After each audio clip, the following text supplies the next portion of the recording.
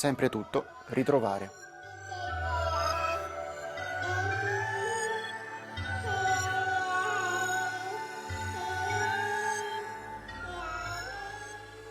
Ogni epoca pensa di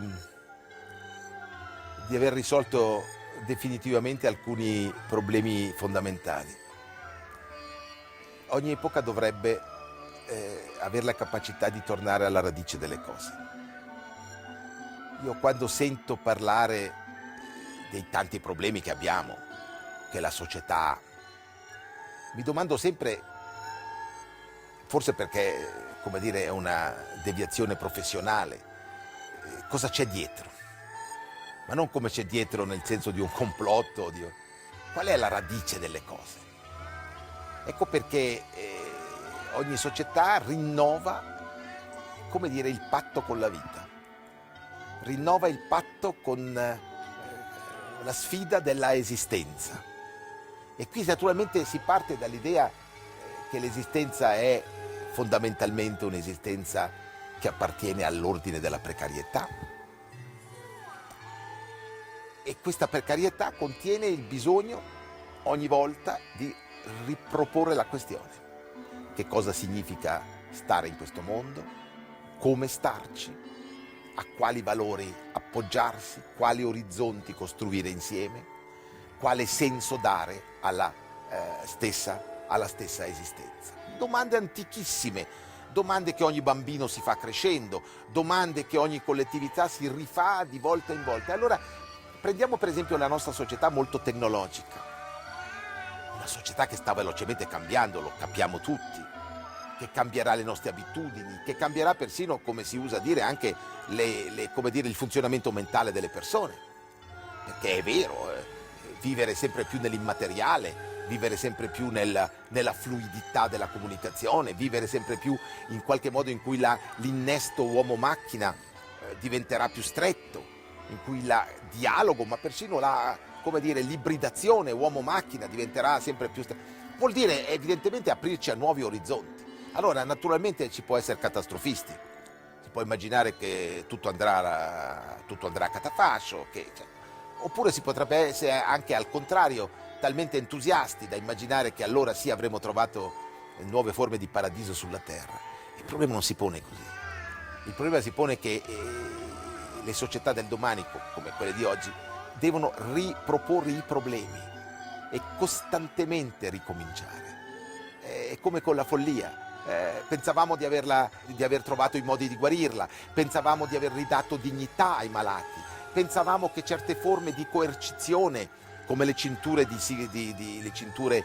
che legano, di contenimento dei malati, fossero ormai un retaggio del passato. No, tornano, così come tornano le esclusioni, parlo nel campo della sofferenza psichica.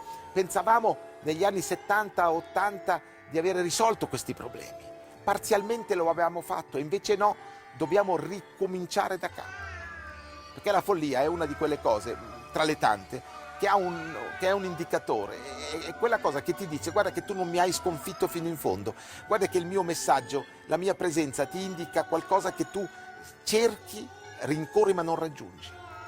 È così l'esistenza, è così il senso di un'esistenza, è così il senso dello stare insieme.